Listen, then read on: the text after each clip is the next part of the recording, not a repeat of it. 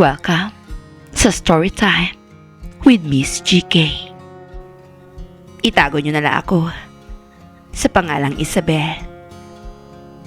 Sisimulan ko ang kwento ko nung 52 taong gulang ako. Isa akong doktor na halos 3 dekada ring naglingkod sa isang pribadong ospital sa aming lungsod. Kung titignan mula sa labas, masasabi ng marami na napakaganda ng naging buhay ko. May pangalan, may propesyon, may sariling bahay, may asawang doktor, at may anak na matagumpay na rin sa kanyang sariling buhay. Pero ang hindi alam ng karamihan, may mga buhay na maganda lamang tignan kapag nakasilip ka mula sa bintana. Dahil kapag binuksan mo na ang pinto, saka mo makikita ang mga sugat na matagal nang nakatago. Ang asawa ko, si Dr. Antonio, 55 taong gulang. Isa din sa mga pinakakilalang doktor sa aming lugar. Matalino, mahusay, respetado, at hinahangaan ng maraming tao. Nung kabataan namin, siya ang lalaking pinapangarap kong makasama habang buhay. Nagkakilala kami nung medical school. Magkasama kaming nangarap. Magkasama kaming nagpuyat. Magkasama kaming bumuo ng kinabukasan. Sa loob ng maraming taon, naniwala kong siya ang lalaking makakasama ko hanggang pagtanda. Pero habang tumatagal ang panahon, unti-unti ring nagbabago ang tao. At minsan, hindi mo namamalayang ang taong pinakamamahal mo ang siya ring unti-unting sisira sa pagkatao mo. Nagsimula iyon sa maliliit na bagay. Mga pagsisinungaling, mga gabing hindi umuuwi, mga tawag na biglang pinuputol kapag papalapit ako. Hanggang sa dumating ang araw na wala na siyang pagtatangkang itago ang pambababae niya. Para bang normal na lang iyon. Para bang ako pa ang dapat masanay. Ang mas masakit pa roon, hindi lang pagtataksi lang natanggap ko. Kapag galit siya, nagiging ibang tao siya. Hindi araw-araw, hindi rin madalas, pero sapat para matakot ako. Sapat para matutunan kong manahimik. Sapat para mawalan ako ng lakas na lumaban. Maraming beses kong naisip na hiwalayan siya. Pero sa tuwing susubukan ko, may kung anong humihila sa akin pabalik. Marahil takot. Marahil kahihiyan. Marahil dahil sa anak namin. Ang buong akala ng anak namin, maayos kaming mag-asawa. Hindi ko kailanman ipinaalam sa kanya ang buong katotohanan. Ayokong masira ang imahe ng kanyang ama. Kahit pa matagal nang wasak ang imahe nito sa aking puso. Kaya pinili kong magpatuloy. Araw-araw, taon-taon. Hanggang sa dumating ang panahon na hindi ko na maalala kung kailan ako huling naging masaya. Doon ko nakilala si Robbie, 29 na taong gulang. Isa siya sa mga utility personnel ng ospital. Bagamat maraming tumatawag na janitor, mas malawak ang trabaho niya. Siya ang isa sa mga taong unang pumapasok sa umaga at huling umuwi sa gabi. Tahimik lang siya, hindi pala salita. Sa totoo lang, halos 2 taon na siyang nagtatrabaho sa ospital bago ko man lang siya napansin. Una ko siyang napansin nang mahulog ang ilang medical files na dala ko sa hallway. Nagmamadali ako noon papunta sa conference room. Bigla na lamang kumalat sa sahi ang mga dokumentong dala ko. Nakakahiya. Lalo na't maraming taong nakakita. Ngunit habang ang iba ay nagpatuloy lamang sa paglalakad May isang taong agad na lumuhod upang tulungan ako. Si Robbie. Tahimik niyang pinulot isa-isa ang mga papel. Walang reklamo. Walang pagpapapansin. Okay na po, Dok. Ngumiti siya. At saka agad naglakad palayo. Simple lang yun. Napakasimpleng bagay. Ngunit hindi ko alam kung bakit tumatak iyon sa isip ko. Makalipas ang ilang linggo, muli kaming nagkatagpo. Pagod ako noon matapos ang isang mahabang operasyon. Naupo ako mag-isa sa maliit na garden ng ospital. Isa iyon sa mga lugar na bihirang puntahan ng mga tao. Tahimik, presko, malayo sa ingay ng emergency room. Habang nakaupo ako roon, napansin kong may nagdidilig ng mga halaman. Si Robbie. Hindi pala iyon bahagi ng trabaho niya. Pero ginagawa niya dahil ayaw niyang matuyo ang mga tanim. Napangiti ako. Oh, parang lahat na yata ng trabaho sa ospital ginagawa mo na. Napalingon siya. Nagulat nang makita ako ang nagsalita. Natawa siya. May oras pa naman po. Ayoko kasing mamatay ang mga halaman. Hindi ko napigilang matawa. Napakasimple ng dahilan. Pero totoo. At sa hindi ko maipaliwanag na paraan, gumaan ang pakiramdam ko. Makalipas ang ilang minuto, napunta ang usapan namin sa buhay. Doon ko nalaman na ulila na pala siya. Na ang kanyang lola ang nagpalaki sa kanya. Na hindi siya nakapagkolehiyo dahil kailangan niya magtrabaho agad. At sa kabila ng lahat ng pinagdaanan niya, wala akong narinig na reklamo. Wala akong narinig na galit. Wala akong narinig na inggit. Tanging pasasalamat lamang sa mga biyayang meron siya. Pag-uwi ko ng gabing iyon, hindi ko maiwasang isipin ang lalaking iyon. Hindi dahil may nararamdaman na ako, kundi dahil matagal na rin akong hindi nakakakilala ng taong ganong kabuti ang puso. Hindi ko alam noon na iyon pa lamang ang simula, na sa likod ng simpleng pagkakaibigan na iyon, unti-unti nang nagbabago ang direksyon ng buhay ko.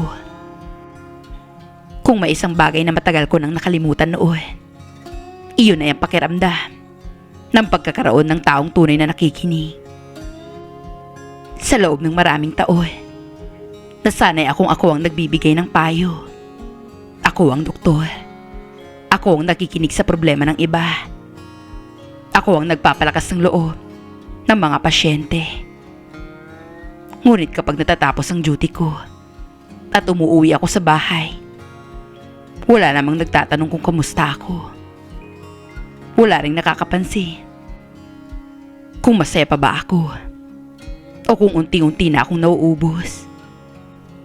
Kaya siguro, hindi ko na malayang hinahanap-hanap ko na pala ang mga maikling pag-uusap namin ni Robbie. Hindi araw-araw. Hindi rin madalas. Minsan ay ilang minuto lamang sa garden ng ospital. Minsan naman, habang nagkakasalubong kami sa hallway. Pero sa bawat pag-uusap namin, may kung anong gumagaan sa dibdib ko. Unti-unti kong nakikilala ang totoong pagkatao niya. Hindi siya perpekto. May mga insecurities din siya. Nahihiya siya kapag pinag-uusapan ang edukasyon niya. Pakiramdam niya kasi, madalas ay mababa ang tingin ng ibang tao sa kanya dahil hindi siya nakapagtapos. Pero sa tuwing maririnig ko siyang magsalita, naiisip ko kung gaano katalinong lalaking iyon. Hindi man sa diploma, kundi sa pananaw sa buhay. Minsan ay tinanong ko siya, kung bibigyan ka ng pagkakataon, ano ang gusto mong gawin? Napangiti siya Parang bata na may simpleng pangarap. Gusto ko pong mag-aral uli. Anong kurso? Business Administration po siguro. Bakit iyon? Napatingin siya sa malayo. Pangarap ko pong magkaroon ng maliit na negosyo balang araw. Tapos gusto ko pong makatulong sa mga batang hindi kaya mag-aral. Tahimik akong napangiti. Napakasimple ng pangarap niya. Pero napakaganda. At sa sandaling iyon, hindi ko siya nakita bilang utility personnel ng ospital. Hindi ko siya nakita bilang isang janitor. Nakita ko siya bilang isang mabuting tao na maraming pangarap na hindi lamang nabigyan ng pagkakataon. Samantala, lalong lumala ang sitwasyon namin ng asawa ko. Mas madalas nang wala sa bahay si Antonio. Kapag naroon man siya, parang estranghero na lamang kaming dalawa. May mga gabing hindi kami nag-uusap. May mga linggong hindi kami sabay kumakain. At may mga pagkakataong mas gusto ko pang manatili sa ospital kaysa umuwi. Isang gabi, tuluyan nang sumabog ang lahat. Nahuli ko siyang may ka-video call habang nasa study room. Hindi na bago sa akin yun. Pero may mga sugat na kahit pa ulit-ulit nang tinatanggap, ay masakit pa rin. Nang komportahin ko siya, ako pa ang sinisi niya. Ako pa raw ang dahilan kung bakit siya naghahanap ng iba. Patanda na raw ako. Masyado na raw akong abala sa trabaho. At matagal na raw akong hindi marunong magpasaya ng asawa. Masakit marinig yun. Hindi dahil naniwala ako, kundi dahil alam kong hindi iyon totoo. Sa unang pagkakataon, matapos ang maraming taon, umiyak ako. Sa loob ng sasakyan ko, habang nakaparada ako sa basement ng ospital. Doon ako natagpuan ni Robbie. Hindi niya ako nakita agad. Napansin ko lamang siyang naglalakad papunta sa motor niya. Pero marahil nakita niyang kalagayan ko. Kumatok siya sa bintana. Nag-alangan pa akong buksan niyo. Ngunit ginawa ko rin. Dok, ayos lang po ba kayo? Hindi ko alam kung bakit. Pero sa pagkakataong iyon, parang bumigay ang lahat ng matagal ko nang pinipigilan.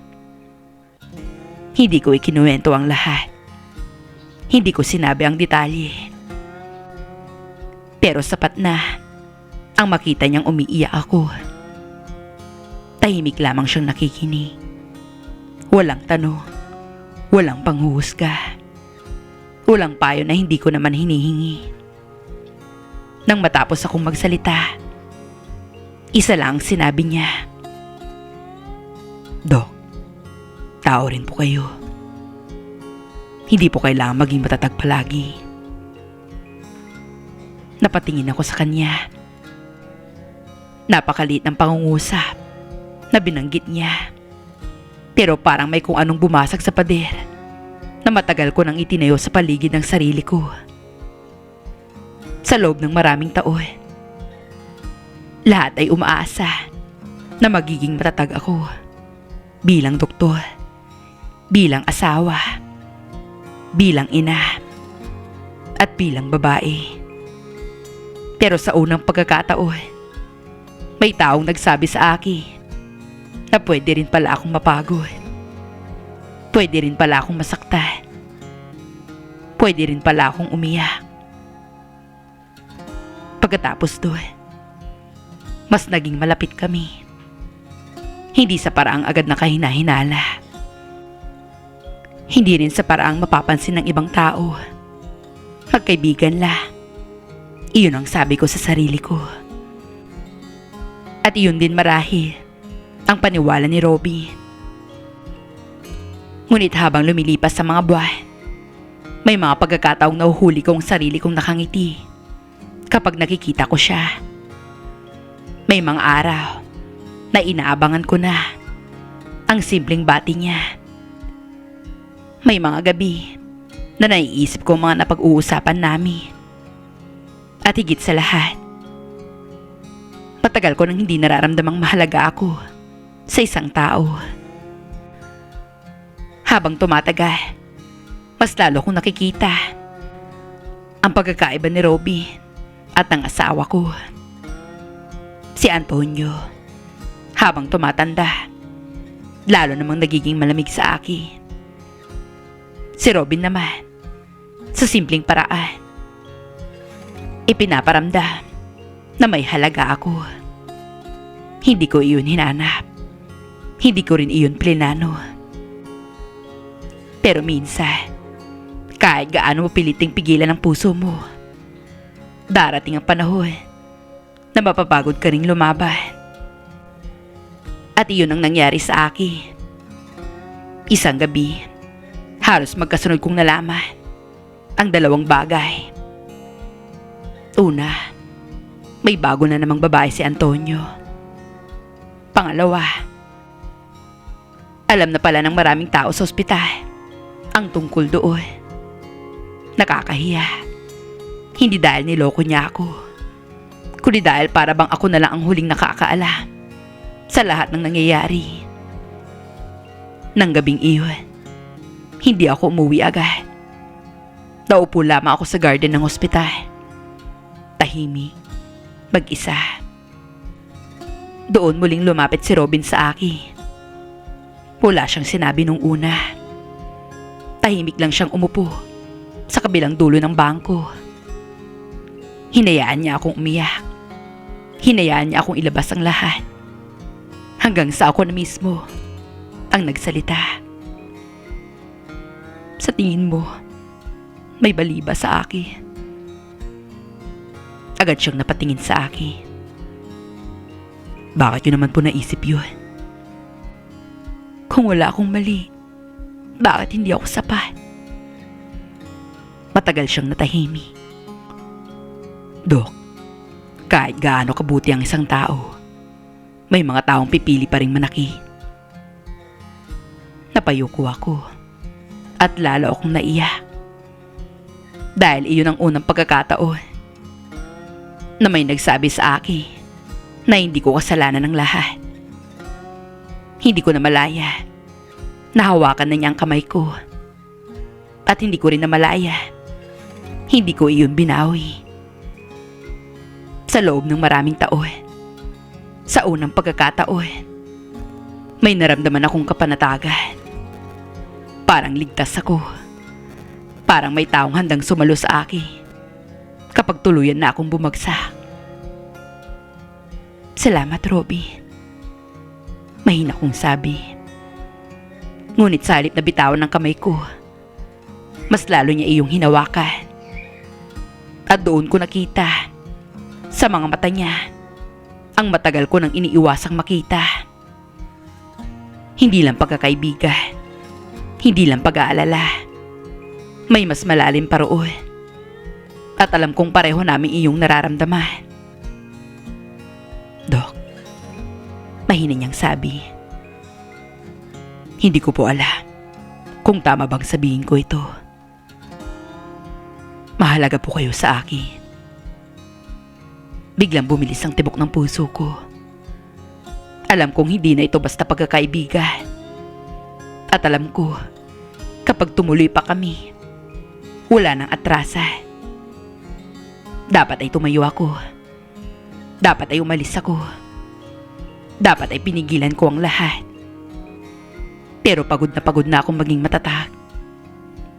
Pagod na akong mabuhay para sa iba. Kaya sa unang pagkakataon, pinili kong maging totoo sa sarili ko. Mahalaga ka rin sa akin, Robby. At sa sandaling iyon, pareho naming alam na may hangganang tuluyan na kaming nalampasan. Hindi pa namin alam kung saan kami dadalhin ng desisyong iyon. Hindi pa namin alam kung gaano kalaki ang magiging kapali. Pero isang bagay ang malinaw. Sa gitna ng lahat ng sakit na dala ng buhay ko, may isang taong unting-unting nagiging liwanag sa madilim kong mundo. Pagkatapos ng gabing iyon, nagbago ang lahat sa pagitan namin ni Robbie. Hindi na namin kailangang sabihin pa, pero pareho naming alam ang nararamdaman namin sa isa't isa. Ngunit pareho rin naming alam kung gaano kakomplikado ang sitwasyon. Ako ay isang may asawang doktor. Siya naman ay isang empleyado ng ospital. At bukod sa agwat ng estado ng buhay, higit 20 taon din ang pagitan ng edad namin. Maraming dahilan para umiwas. Maraming dahilan para tapusin agad ang lahat. Pero minsan, ang puso ay hindi nakikinig sa lohika. Lalo na kung matagal ng gutom sa pagmamahal. Sa mga sumunod na buwan, naging lihim ang relasyon namin. Maingat kami. Hindi kami nagpapakita ng anumang kakaiba sa loob ng ospital. Kapag may ibang tao, doktor at empleyado lamang kami. Ngunit sa labas ng trabaho, doon namin natatagpuan ang isa't isa. Hindi naman marangya ang mga pagkikita namin. Minsan, simpleng hapunan lamang. Minsan, mahabang usapan sa isang tahimik na cafe sa kabilang bayan kung saan walang nakakakilala sa amin. At sa bawat pagkakataong magkasama kami, mas lalo akong nakilala ang tunay na pagkatao ni Robbie. Hindi siya nagpapanggap. Hindi siya humahanga sa akin dahil doktor ako. Hindi rin dahil may pera ako. Sa katunayan, ilang beses pa nga niyang sinubukang lumayo. Dok, baka masaktan lang kayo sa huli. Minsan niyang sabi. Napangiti ako. At bakit ako masasaktan? Dahil maraming tao ang hindi makakaintindi sa atin. May punto siya. Pero mas pinili kong isipin ang sarili kong kaligayahan. Habang tumatagal, mas lalo kong nakikita ang potensyal ni Robbie. Matalino siya, masipag, at higit sa lahat, may pangarap. Isang gabi, habang nag-uusap kami, muli niyang nabanggit ang panghihinayang niya tungkol sa pag-aaral. Kung nagkaroon lang sana ako ng pagkakataon noon. Tahimik akong nakinig. At doon ko ginawa ang isang desisyong babago sa buhay naming dalawa. Anong gagawin mo kung makakabalik ka sa pag-aaral? Napatingin siya sa akin. Akala niya yata ay biro iyon. Ngunit nang makita niyang seryoso ako, agad siyang umili. Hindi na po maaari yun. Bakit naman hindi? Matanda na po ako. Napatawa ako. Ano ka ba? Wala ka pang 30. Napangiti rin siya. Pero halata pa rin ang pag-aalinlangan. Hindi siya sanay na may taong naniniwala sa kanya. Kaya ako na mismo ang naniwala para sa aming dalawa. Makalipas ang ilang buwan, nakapag-enroll si Robbie sa kursong Business Administration. Naalala ko pa ang araw na hawak niya ang admission papers niya. Para siyang batang natupad ang matagal ng pangarap. At hindi ko may paliwanag kung gaano ako kasaya nung makita ko iyon. Oo, ako ang tumulong sa matrikula niya. Ako rin ang sumuporta sa ilan niyang gastusi. Maraming tao marahil ang hindi makakaintindi sa ginawa ko. Pero hindi ko iyon nakita bilang paggastos. Nakita ko iyon bilang pagkakataong tulungan ang taong nagsikap para sa sarili niyang kinabukasan. At hindi niya kailanman sinayang ang pagkakataong iyon. Nag-aaral siya sa umaga. Nagtatrabaho pa rin sa ospital kapag may libreng oras. At gabi-gabi ay nakikita ko kung gaano siya nagsusumikap. Minsan nga, ako pang nagsasabing magpahinga siya. Pero matigas ang ulo niya. Mahal, gusto kong patunayan sa'yo na kaya ko. Gusto kong patunayan sa'yo na karapat-dapat ako sa pagmamahal mo. At ginawa nga niya. Samantala, nanatiling magulo ang buhay ko bilang asawa ni Antonio. At tuluyan na ring lumayo ang loob ko sa kanya. Hindi na ako katulad ng dati na tahimik na umiiyak sa bawat pagtataksil niya. Hindi dahil wala na itong epekto, kundi dahil unti-unti ko nang tinanggap ang katotohanan. Matagal nang tapos ang pagmamahal ko para sa kanya. Ang hindi ko lamang magawang tapusin noon ay ang papel ko bilang asawa. At habang lumilipas ang panahon, lalo kong nararamdaman na may panibagong kabanata nang naghihintay sa akin. Hindi ko lang alam kung kailan iyon magsisimula. At hindi ko rin alam na mas mabilis pala iyong darating kaysa sa inaasahan ko. Dahil sa mga susunod na buwan, isang pangyayari ang tuluyang magbabago sa buhay naming lahat. Mahigit 3 taon nang lihim ang relasyon namin ni Robbie. Sa loob ng 3 taong iyon, marami kaming pinagdaanan. Maraming takot. Maraming pag-aalinlangan. Maraming pagkakataong naiisip naming umatras. Pero sa bawat pagsubok, mas lalo lamang tumitibay ang samahan namin. Habang nag-aaral si Robbie, laro ko rin nakikita ang pagbabago sa buhay niya. Mula sa lalaking minsang nawalan ng pag-asa na makapagkolehiyo, unti-unti na siyang naging mas kumpiyansa sa sarili niya. At sa bawat tagumpay niya, pakiramdam ko, para ko na ring tagumpay. Isang umaga, nasa ospital ako nang biglang makatanggap ng tawag. Isa iyon sa mga tawag na hindi ko makakalimutan habang buhay. Tawag mula sa emergency department. May aksidenteng nangyari sa highway.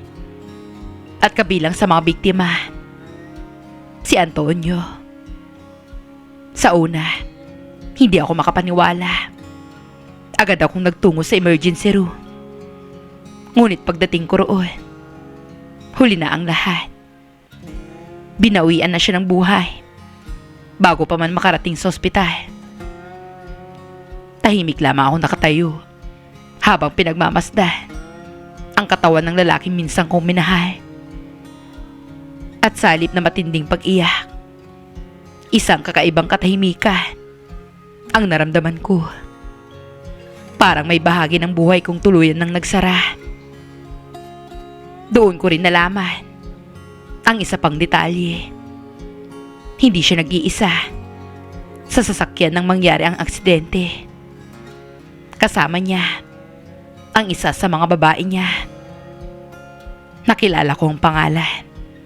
Hindi na ako nagulat. Marahil dahil matagal ko nang alam ang katotohanan.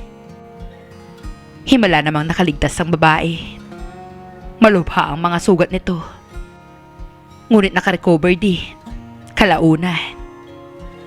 At gaya ng inaasahan, mabilis na kumalat ang balita. Naging usap-usapan ang nangyari. Hindi lamang sa ospital, kundi maging sa buong lungsod. May mga taong naawa sa akin. May mga taong nagtataka. At meron din mga taong naghahanap ng tsismis. Pero wala na akong lakas para patulan ng kahit sino. Sa loob-loob ko, matagal ko nang nailibing ang relasyon naming mag-asawa. Bago pa man siya namatay. Kaya imbis na gali, ang naramdaman ko ay pagod. At matapos ang lahat ng kaguluhan, isang kakaibang gaan ang unti-unting pumasok sa puso ko. Nakakahiyamang aminin, pero pakiramdam ko ay nakalaya ako. Hindi mula sa isang tao lamang, kundi mula sa mga taon ng sakit, takot at pagtitiis. Sa buong panahong iyon, si Robin ang tahimik na nasa tabi ko. Hindi siya nagpilit magpakita. Hindi rin siya sumingit sa panahon ng pagluluksa. Alam niyang kailangan ko munang harapin ang isang kabanatang nagsara sa buhay ko. At mas lalo ko siyang minahal dahil doon. Dahil hindi siya nagmadali. Hindi siya naging makasarili. Hinayaan niya akong huminga. Hinayaan niya akong maghilo. At habang lumilipas sa mga buwan, mas naging payapa ang buhay ko. Wala nang sigawan sa bahay. Wala nang pagsisinungaling. Wala nang takot sa bawat pag-uwi. Nakakatulog na ako na may katahimikan sa puso. At kasama ng katahimikang iyon ay ang pag-asang baka meron pang magandang naghihintay para sa akin. Mabilis na lumipas ang isang taon matapos ang pagkamatay ni Antonio. Sa unang pagkakataon, natuto akong mabuhay para sa sarili ko. Hindi na bilang asawa ng isang sikat na doktor. Hindi na bilang babaeng pilit nagtitiis sa isang relasyong matagal ng patay. Kundi bilang si Isabel, isang babaeng muling natutong maging masaya. At malaking bahagi doon ay dahil kay Robbie. Sa loob ng taong iyon, lalo ko siyang nakita kung gaano siya kaseryoso sa mga pangarap niya. Hindi niya sinayang ang pagkakataong ibinigay ko sa kanya. Ipinakita niya na mabuti ang intensyon niya sa akin. Kaya naman, nang dumating ang araw ng graduation niya, pakiramdam ko para ko na ring tagumpay iyon. Naalala ko pa ang araw na iyon. Nasa auditorium ako ng kanilang universidad. Tahimik na nakaupo sa likurang bahagi. Ayokong makatawag ng pansin. Ayokong maging sentro ng usapan. Gusto ko lamang makita siyang makuha ang diplomang matagal niyang pinangarap. Habang isa-isang tinatawag ang mga estudyante, hindi ko na malayang napapangiti ako. Naalala ko ang lalaking nakilala ko noon sa ospital. Ang lalaking nagwawalis ng sahi, nagbubuhat ng gamit, tahimik na nagtatrabaho araw-araw. At nung araw na yun, naroon siya sa entablado. Suot ang toga, hawak ang diploma, at buong pagmamalaking tinanggap ang bunga ng lahat ng pinaghirapan niya. Napuno ng luha ang mga mata ko. Hindi dahil naaawa ko sa kanya, kundi dahil proud ako. Sobrang proud ako sa kanya. Pagkatapos ng seremonya, lumapit ako para batiin siya. Ngunit bago pa man ako makalapi, may ginawa siyang hindi ko inaasahan. Sa harap ng maraming tao, sinabi niya ang mga salitang hindi ko kailanman makakalimutan. Siya ang pinakamahalagang tao sa buhay ko. Napatingin sa amin ang mga tao, ngunit hindi siya natigilan. Hindi siya nahiya. Hindi siya nag-alangan. Kung wala siya, hindi ako makakatayo rito ngayon. May kung anong bumara sa lalamunan ko. Sa dami ng taong dumaan sa buhay ko, iyon ang unang pagkakataong may lalaking ipinagmalaki ako ng buong puso. Hindi bilang dekorasyon, hindi bilang pangalan, hindi bilang isang mayamang babae, kundi bilang taong mahalaga sa kanya. Makalipas lang ang ilang buwan, mabilis ding nakahanap ng trabaho si Robbie. Sarili niyang pagsisikap ang ginamit niya. At mas lalo ko siyang hinangaan dahil doon. Maraming nagsabi noon na baka ginagamit lang niya ako. Na baka pera ko lamang ang habol niya. Ngunit paulit-ulit niyang pinatunayan na mali sila. Ayaw niyang umasa habang buhay sa akin. Gusto niyang magkaroon ng sarili niyang pangalan, sarili niyang tagumpay, sarili niyang kinabukasan. At iyon mismo ang dahilan kung bakit lalo ko siyang minahal. Hindi na rin nagtagal, nalaman na rin ng anak ko ang tungkol sa amin. Hindi ko alam kung paano siya magre-react. Sa totoo lang, iyon ang isa sa pinakamalaking kinakatakutan ko. Ngunit kabaliktaran ng inaasahan ko ang nangyari. Tahimik niyang hinawakan ng kamay ko at ngumiti. Ma, matagal ko nang alam. Nagulat ako. At lalo akong nagulat sa mga sumunod niyang sinabi. Ma, kung siya nagpapasaya sa'yo, bakit ako tututol? Hindi ko napigilang umiyak. Dahil pakiramdam ko, wala na akong kailangang itago. Pakiramdam ko, wala na akong kailangang ikahiya. At akala ko noon, iyon na ang pinakamasayang araw ng buhay ko. Akala ko noon, hanggang doon na lang ang relasyon namin ni Robbie. Masaya na akong kasama siya. Masaya na akong makita siyang nagtatagumpay sa buhay. Pero isang gabi, habang magkasama kami nag-aapunan, may ginawa siyang hindi ko inaasahan. Tahimik niyang inilabas ang isang maliit na kahon. At bago ko pa maintindihan ang nangyayari, lumuhod siya sa harap ko. Isabel, alam kong marami tayong pinagdaanan. Alam kong maraming tao ang hindi nakakaintindi sa atin. At alam kong marami pa ring huhusga. Pero isang bagay lang ang sigurado ako. Ikaw ang babaeng gusto kong makasama habang buhay. Mahal na mahal kita. At handa akong samahan ka sa anumang hamon ng buhay. Mahal, will you marry me? Sa edad na akala ko wala nang bagong himalang darating, dumating sa buhay ko si Robbie. Ang lalaking hindi ko inaakalang mamahalin ko ng ganito katindi.